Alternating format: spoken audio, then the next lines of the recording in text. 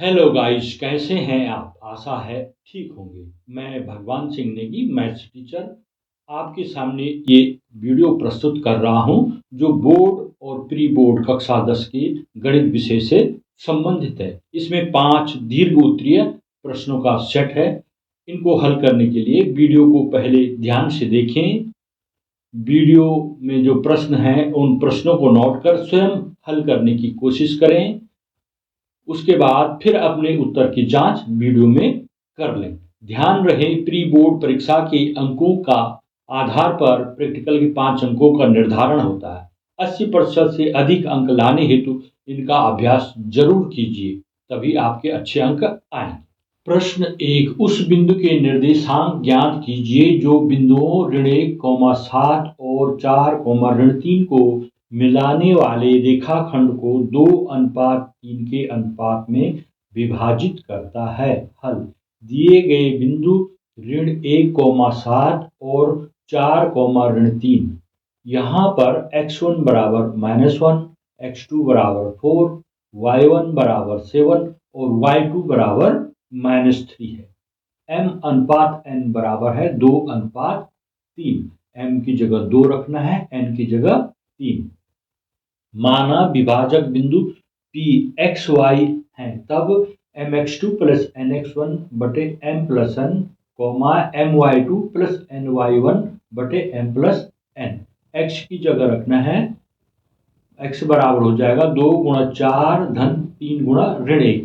मान रख दी जाएंगे x2 और x1 का, बटे 2 धन 3, तो 8 धन, फिर ब्रैकेट में ऋण 3 बटे 5 हो गया। 8 ऋण 3 मैंने 5, 5 बटे 5 मैंने 1। x का मान आ गया 1।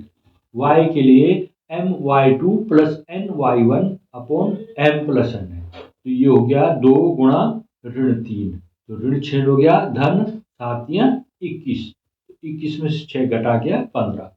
15 बटे 5, 5 का भाग 15 में देना है, 5 या 15। y का मान हो गया 3। निर्देशांक क्या हो गए इसके? 1 और 3।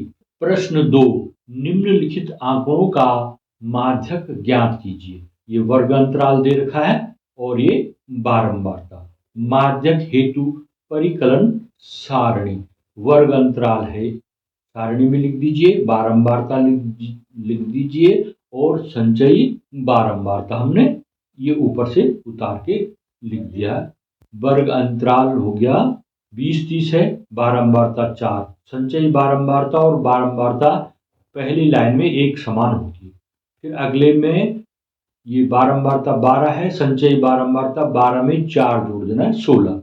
फिर इसी तरह 16 में 14 जोड़ देना है 30, 30 में 16 जोड़ के 46, 46 में 20 जोड़ के 66, 66 में 16 जोड़ के 82, 82 में 10 जोड़ के 92 और 92 में 8 जोड़ के 100 हो गया।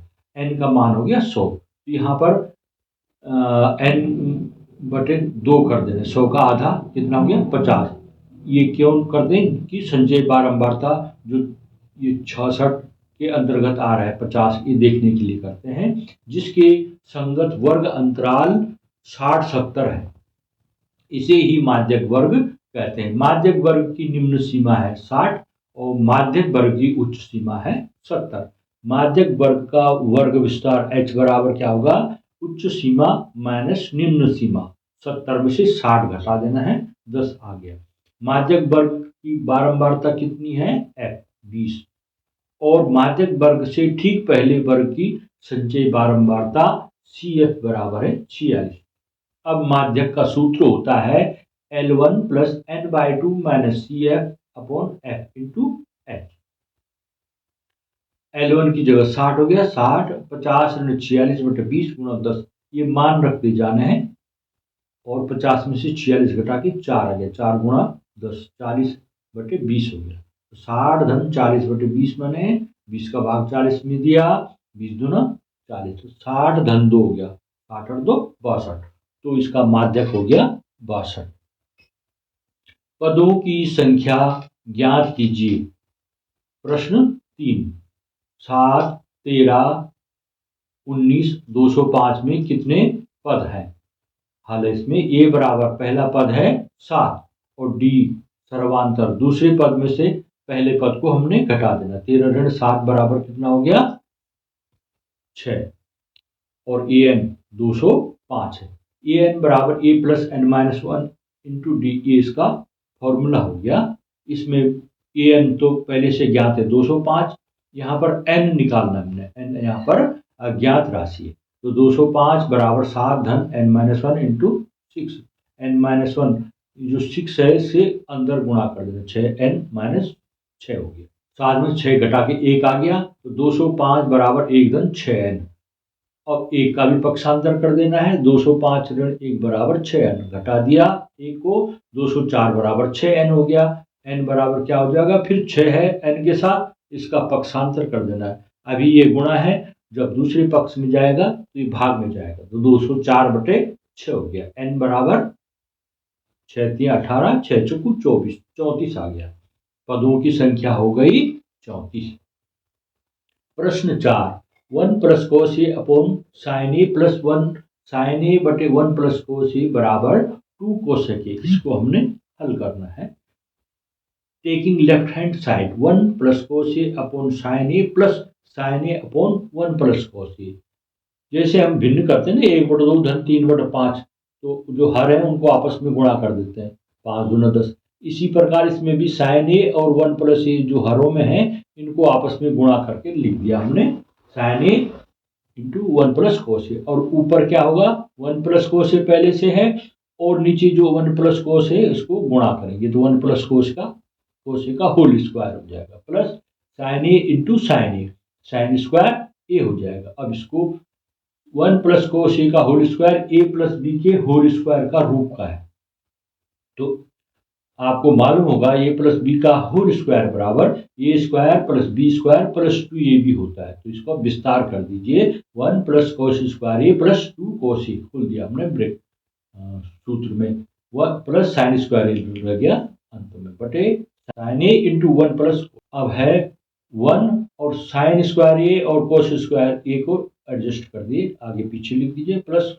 2 cos A upon sine A into 1 plus cos ए।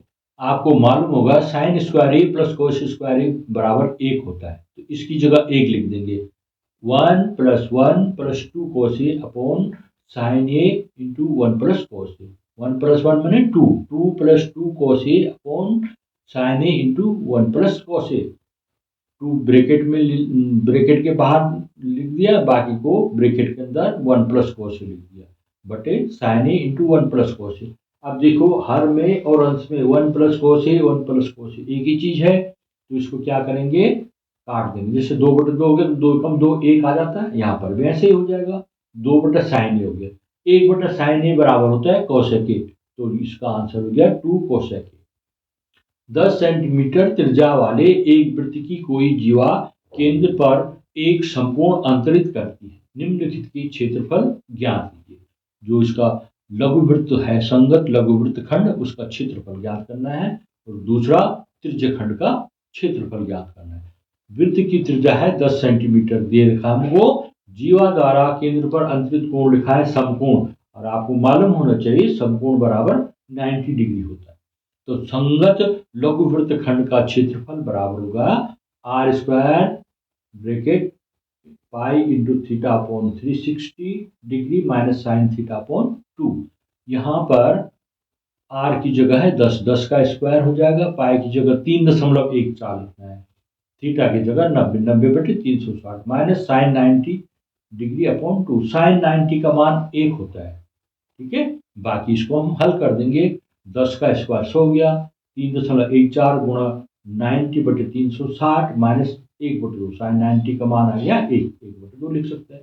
100 को ब्रैकेट के अंदर ले जाएंगे, ब्रैकेट खोल देंगे, 100 गुणा 3.14/4 माइनस 100/2। अब इसको हम हल करेंगे, कि 4 से हम 100 में भाग देंगे तो 25 आ जाता है, 25 गुणा 3.14 करेंगे तो 78.50 आता है, और 100 का आधा 50 लिख दिया हमने यहाँ, तो 78.50 माइनस 50 घटा के आएगा 28.50 सेंटीमीटर स्क्वायर। अतः संगत लघु वृत्तखंड का क्षेत्रफल होगा 28.5 वर्ग सेंटीमीटर।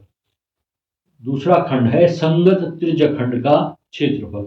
अगर हमने लघुवृत्त खंड का क्षेत्रफल निकाल दिया है ना आगे, अगर उसको हम वृत्त के क्षेत्रफल से घटा दें तो हमको संगत त्रिज्यखंड का क्षेत्रफल मालूम हो जाएगा।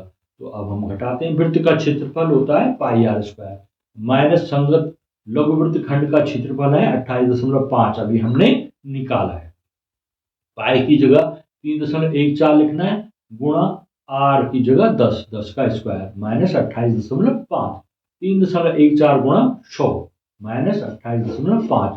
तो इसको 100 से गुणा करेंगे, डेसिमल हट जाएगा, 314 माइनस 28.5 आ जाएगा। उसको हम घटाएंगे तो 285.5 आया।